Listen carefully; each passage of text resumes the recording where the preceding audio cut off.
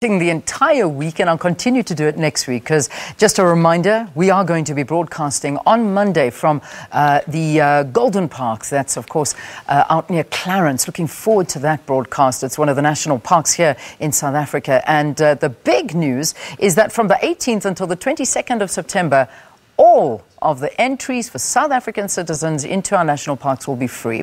The week allows South Africans the opportunity to explore any of the country's 19 national parks free of charge. Some parks may also be opening their gates a little bit earlier to accommodate weekend visitors. So South Africa has a variety of parks catering to everyone's preferences. And for those looking for a forest escape, the Nature's Valley part of the Garden Route National Park offers visitors a tranquil escape filled with hiking trails as well as birdwatching. Nestled 40 kilometers away from Plettenberg Bay, in the Nature's Valley part of Tsitsikamma, this is a hidden gem.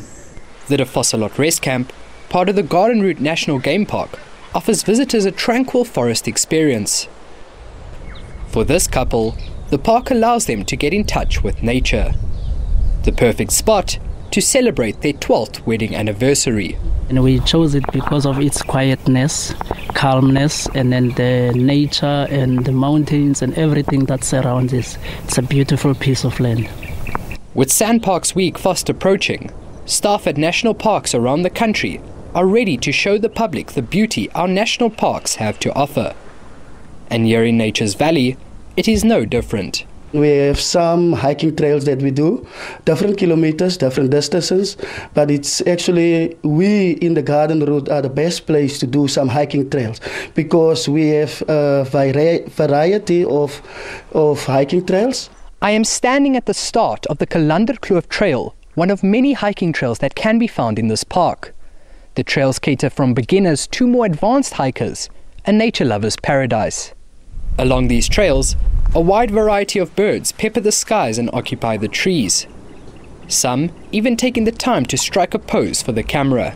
The trees and the green and the birds, and we see lories here, and it's just things I can't have in the Northern Cape, in the Kalahari. Along the way, you might be greeted by a variety of mammals too. Explore further, and you can emerge from the forest to find yourself a stone's throw away from the Indian Ocean. While giving visitors the best of both worlds, this also makes it the ideal spot for education on conservation and environmental protection. During SANParks Week, actually we are bringing school kids in SANParks for them to know the environment in SANParks.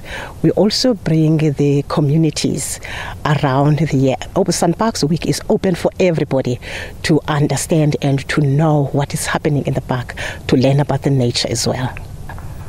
A large part of the information for education and awareness is gathered through the efforts of the Nature's Valley Trust. But their work does not just end with SANParks Week.